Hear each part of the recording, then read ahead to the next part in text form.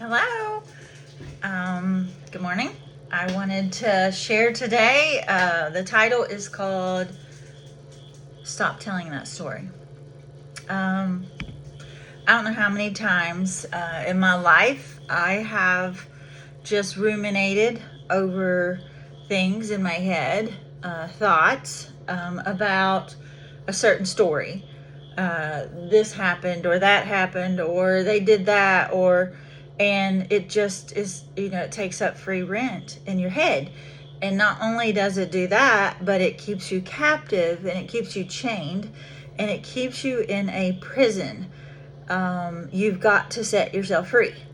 Elevation, this past week, the sermon, I'm not sure, there's proof in the Puddle of Tears or something like that, by Stephen Furtick.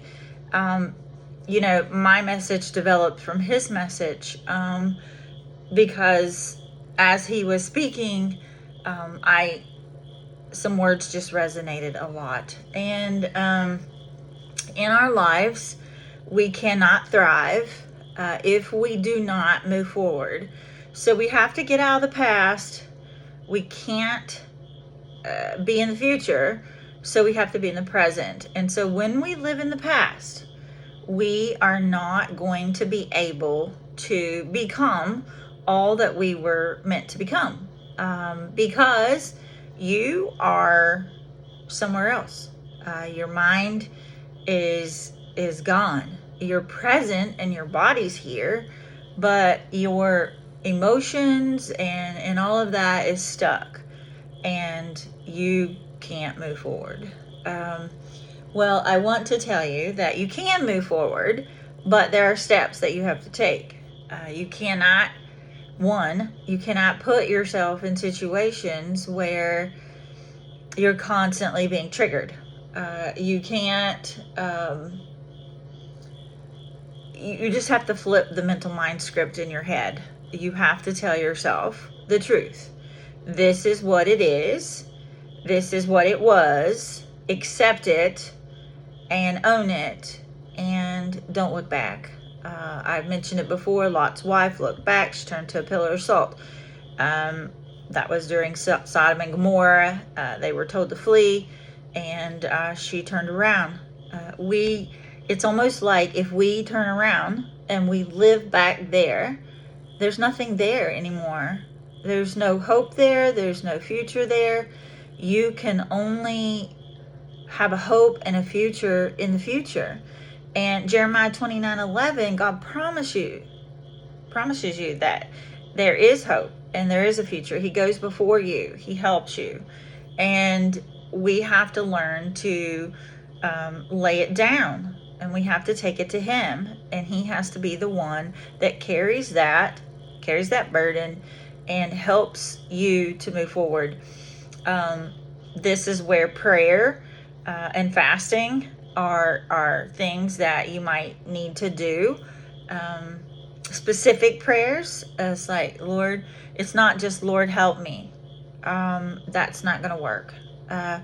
Specific prayers, detailed prayers are things like, God, when this comes to my mind and I start thinking this, please help me to set up a barrier such as this, so that I do not get sucked into that.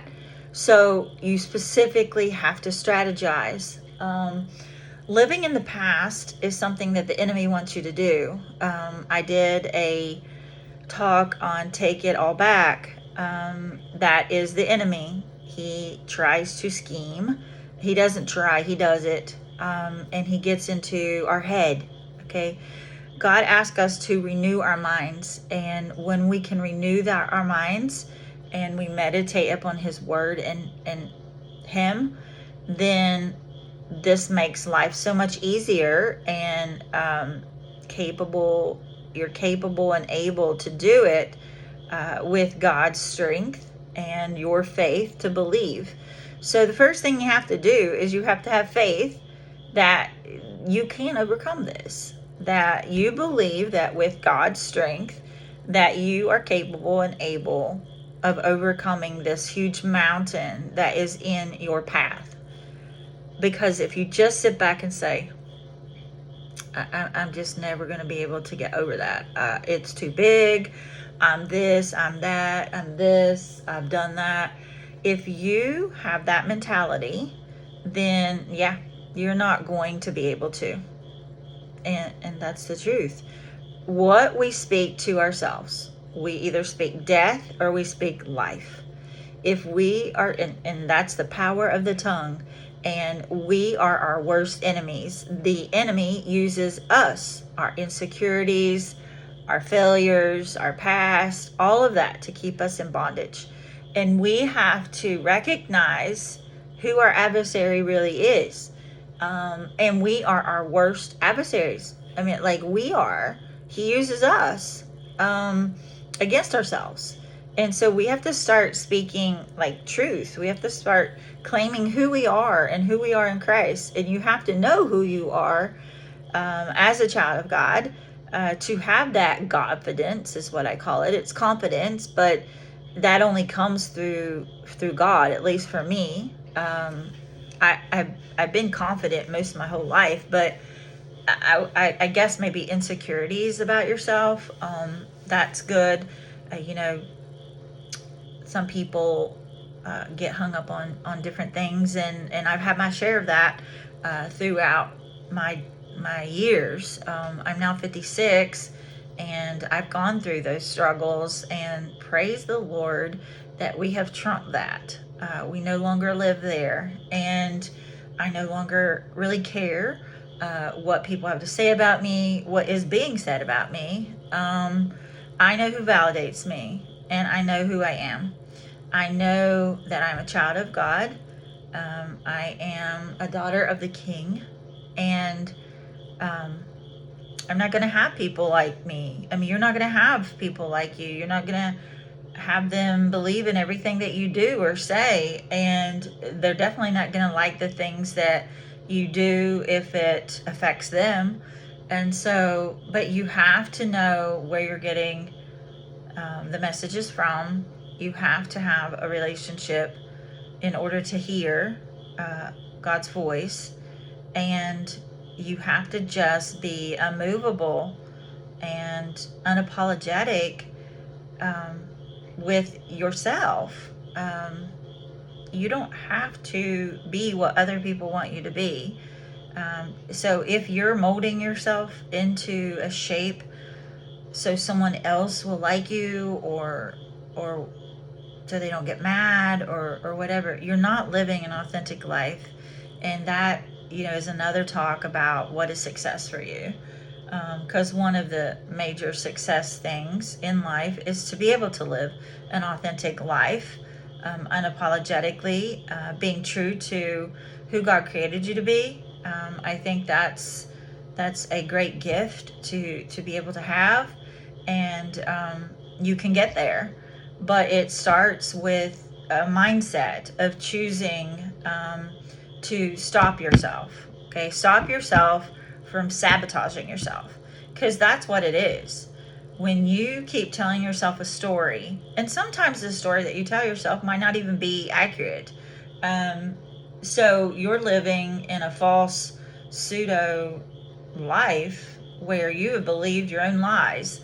And so you've got to break that down and deal with the truth. And this takes time. This is not something that is instant. This takes years, but you got to start somewhere, and you've got to recognize, I think, so in order for any of this to happen, you have to have some revelations, some realizations. You have to be aware. If you're not aware, nothing can change, because people can speak into you and you just be like, I don't see that, I don't get that, I don't believe that. I mean, like, if you haven't personally received the revelation, doesn't matter how many people's telling it to you, it's falling on deaf ear, you're blinded, I don't know, you've hardened your heart. I really don't know about you. You need to get with you and say, what in life, what story do I keep telling? What stories do I keep telling? What do I tell myself about this? What do I tell myself about that? You know, and what is the enemy telling me? And what does God say? And so I think that's where you've got to get to a point. What does God say? What does God say? Ask Him to reveal the things to you, to flip the script of your story. And then when you get the truth of the matter and get to the root of that, then you can start walking it out. You can start telling a different story. But, you know, it's just like, you know, like it's anything. It's flipping the script on anything. It's like the glass that's half empty or half full. Are you just complaining about you only have half a glass of water and you don't have the whole glass? Or are you thankful and living a life of gratitude of saying, oh my goodness, you know, I'm thirsty and I have water. I have water. Now, to have more water would be better, but hey, it's a blessing that you even have water. And so, you know, that's the home, the car, the money, you know, the people in your life, your friends. I don't know. You have to start looking at life in a posture of gratitude and blessing. And you know, maybe you have put yourself in a situation where you're not living in abundance. You know, people's left, and you have lost a lot. You've lost a lot of people in your life due to your own choices. And, you know, how do you go back into restoring those relationships? Sometimes you can't. Sometimes the bridge is burned. But you can make it right with the Lord, and He can put you on a path there forward. But back to the relationship, I believe that God is capable of mending and restoring relationship, or at least fellowship. Maybe not relation. Like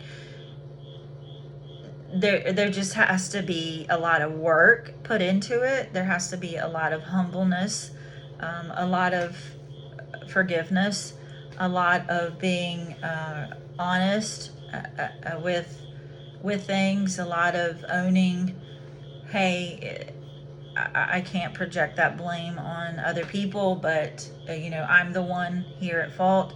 And so, you know, anything is possible with God is what I want to say. All things are possible. I mean, like, if you believe the Bible and you believe God, then you have to believe in God, then you have to believe that the Word, every single part of it is truth. And so if He says all things are possible through Christ who strengthens me, we have to believe that truth. And, you know, it starts with you. You know, I had put online that the revival starts with you. You can go to church, you can go to a tent revival, you can do all of that outward stuff, but the revival has to start in your heart. Your fire that is you. You know, is it smoldering? Is it smoking? Is it really fire blaming? I don't know. I don't know your walk. I don't know your relationship. But I do know that you've got to quit telling yourself a story that is keeping you a victim and it's not doing anything to help you. You've got to help yourself. God is not a genie in the bottle that He's going to come down and fix it for you or poof, make it all go away. The process is we have to walk through things. When we walk through things, we heal. We can't run, we can't this. If I gave someone $1 million, I wish I had $1 million to give, but if I did, and I didn't teach them how to budget money, and I didn't teach them how to save, then that money would be gone in a heartbeat. Okay, so there's education, there's things that we need to do before we get to that part. So this season of our life is preparing us for the next. So if the answer has been no in your life, that means God's in the waiting, he's working. So there's something in you that he's still trying to work out. And it revelations and transformation and change comes in the waiting, as we acknowledge, as we wait. In the valley is where we learn. In the valley is where our faith grows. And in the valley is where character is built. If you can come out of that valley learning a lesson, clinging to the Lord and giving it to him and repenting and turning from, then character is being built. Okay? So no more complaining. I mean, it's okay to express your emotions, like, this happened to me and it made me sad. And, sit in that. Deal with therapy with that. Tell a trusted friend. But move forward. Stop being stuck. Stop being stuck. And sometimes you have to put parameters in your life. Sometimes you have to close doors. Sometimes you have to block. It's just the way it is. In order for you to get healthy, and the number one thing is healthy and whole. God can't use you how he created you to be if you remain with a hole, and you remain a victim, and you remain broken. He wants to heal you and use your story of victory so that you can go get the captives. You can go get those others and say, hey, this is how you do it. Okay? Hope you have a great day. Tell yourself a different story. You are a warrior. Be one. Do everything in your power to do it, because you can. And with God's strength, you can do all things.